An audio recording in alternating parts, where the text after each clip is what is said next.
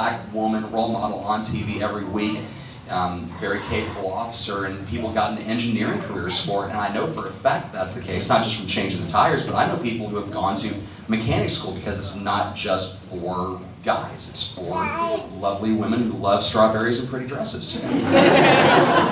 I can't take credit. I mean, it's all Joss. He wrote it. He wasn't in the dress that we know of. Yeah, you don't know what he's doing after hours. I don't know where that dress is, but my guess is it's in Nathan Fillion's basement somewhere. I think Chris Evans wear it right now on the set of The Avengers. Yes? Just a question to everyone, not really pertaining to Firefly much, but what's the most fun you've had on any project in your acting career, I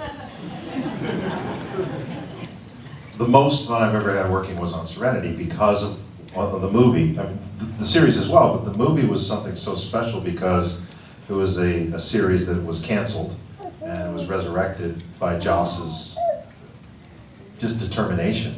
So I think we all just approached it as something that we knew it was really this special opportunity for us all to recreate roles that we had lost, and we were all heartbroken, devastated when that show was canceled. So to have that uplifted again was just magical. So for me, that's the most fun I've ever had.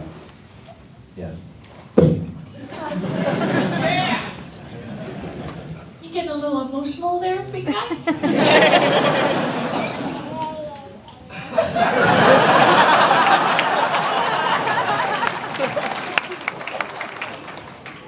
I agree with you. I agree with you. I think it was closure that everybody needed, and it had a different feel to it because when we were doing the series, we were always worried about losing our jobs. And the movie had a beginning, a middle, and an end as far as, a start date and an end date. So I think, sorry, Ron. Sorry, Ron. The movie's a little bit of a sore subject with Ron Glass. But yeah, I just remember laughing a lot and having a lot of fun on that. Especially when Ron died. Yeah. That was so funny.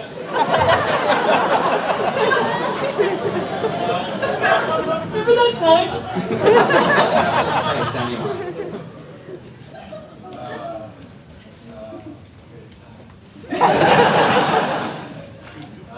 Well, I'm not going to say Serenity. Well, I could. That'd be boring. I had a lot of fun reuniting with Jewel for Warehouse 13. I kid you not, my cheekbones hurt. At the end of the day, I came home and I was like, why are my cheekbones so sore? Because this one and I laughed for, 18 hours? It was a grueling shoot. Like, work till 7 a.m., back at 7 p.m., work till, it was... And we had those huge giant fans on us, remember? And it was freezing cold. And we were just sat in the corner cackling at everybody. We were laughing hysterically. How many blown takes? How many blown takes? None. None for us. None for us. None for us. No way. No. We're professionals. Sort of. You look real professional in your spandex purple suit. And that would be my least favorite moment of my career. Having to put that thing on. I just remember Sean coming out of his trailer wearing that suit. And I just looked at you and started laughing. And you were like, this is my life now.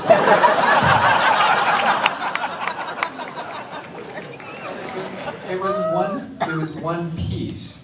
So it wasn't like I had pants on and a top. It was one piece, so it was like a leotard that you pulled up in that area. So kind of, but after it was. But at first I was shy about. I would go like this. I'd be like, oh, excuse me.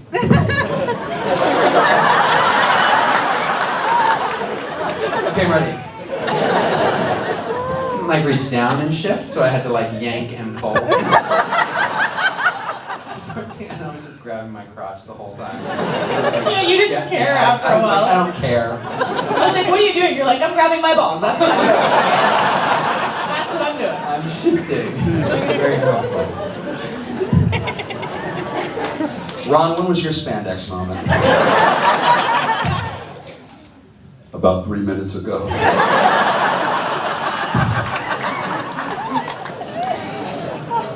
Well, Ron, there's got to be a favorite moment in your career, Firefly or not. You know, I mean, working with the great cast of Brady Miller, other than the amazing roles you've done through the career. You know, it's weird. I should have anticipated this question. But I guess one of the things that, you know, I'm not real big on improv. And so one of the things that happened on Barney, for example, was that there was a scene where Barney got really kind of confrontational with me. And there was some kind of an issue about blackness or something. And the way the thing was written, I didn't like the way the thing was written. And so Danny said to me, no, you know what? It was on All in the Family, it wasn't on Barney Miller.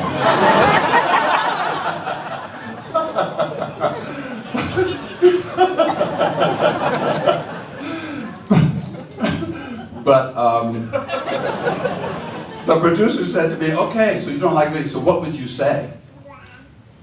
I said, I don't know what the hell I would say. I said, you know, I don't do improv, I don't do the writing, you write, I'll act it. And so then he says, but what would you say? And I was angry, and I said something that just came out of my anger, and he said, perfect, let's do it, let's go, shoot it. So that kind of, you know, that kind of moment was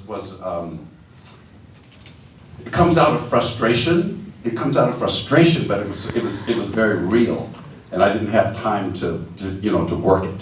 And so those kinds of moments were that was really gratifying. So it wasn't funny, but it was gratifying. Somebody had mentioned to me that if they did Barney Miller, yeah, no, please give him another round of applause.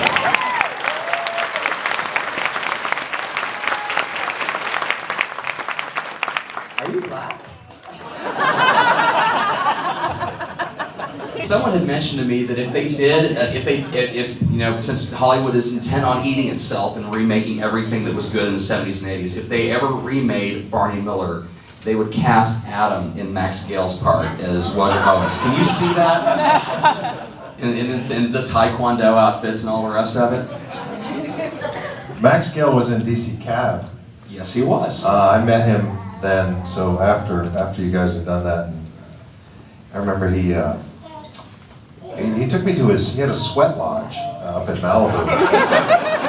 And I had no idea what the heck is a sweat lodge, but you go in there and it's hot and you sweat and drink tea or something. Iced tea. I haven't seen it happen. He was one of the nicest guys I've ever met. Max Gale, he's just cool, laid-back Malibu hippie, which is like the opposite of his character, so it's a testament to his skill. Yes, sir. Mr. Adam Baldwin, I first encountered your work, as so many young boys do, on an illegally copied VHS Full Metal Jacket. From then on, I've loved you. The Man, the Murder, Two Chefs, and Firefly. I love how in Angel, it takes both David Boreanaz and the whiny guy from Mad Men to give you a beatdown. And my question for the panel was, if you could indulge us with a favorite Adam Baldwin moment that you liked.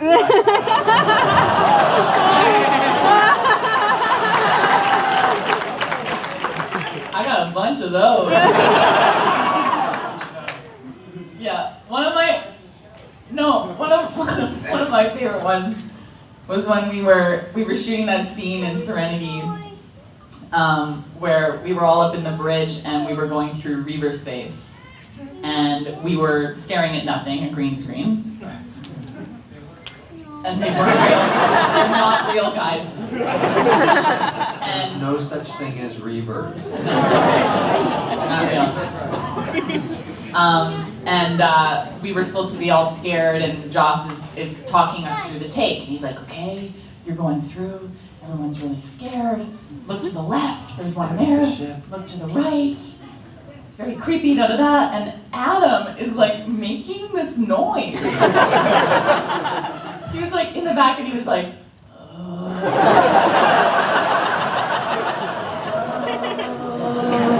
this, and I'm like dying, I'm trying not to laugh. I'm like, what are you doing back there?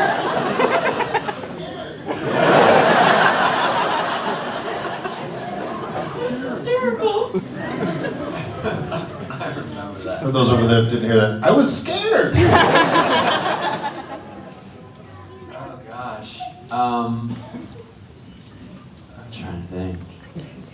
Dear Diary. Dear Diary, today I was pompous and my sister was crazy.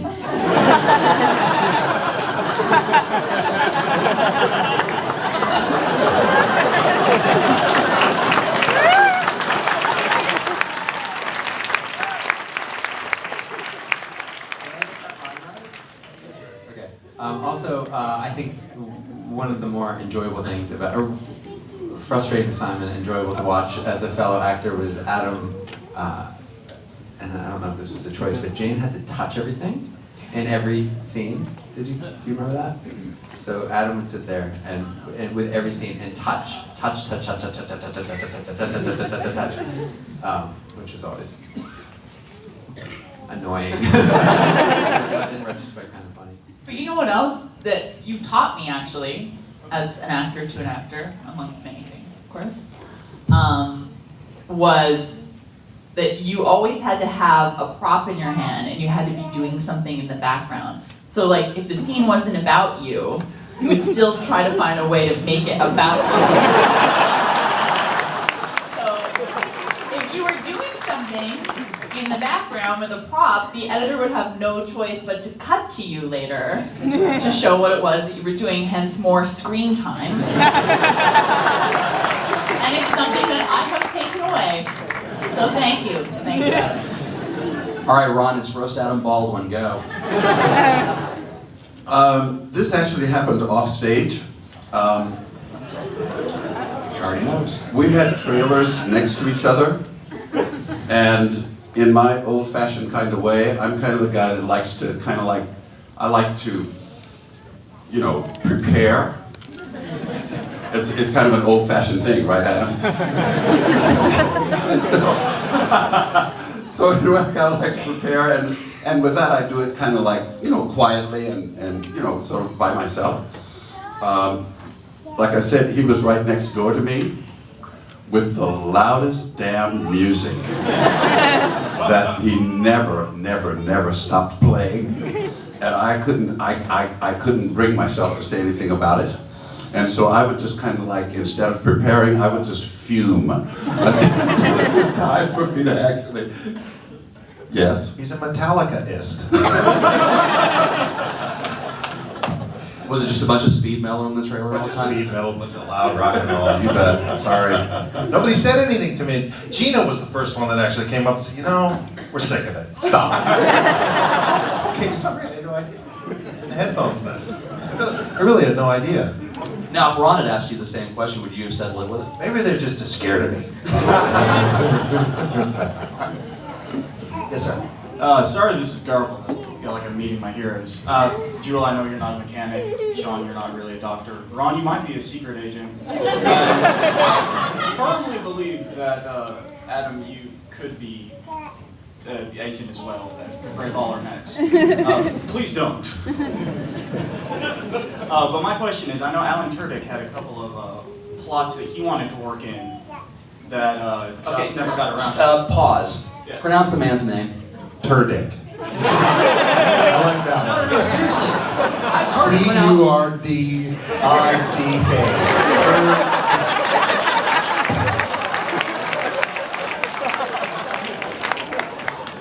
I thought it was Jewel Satie as well. That makes me feel better.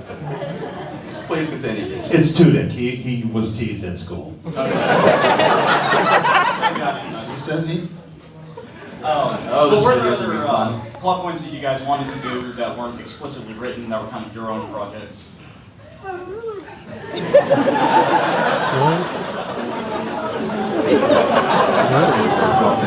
I'll take this one. purple leotard moment.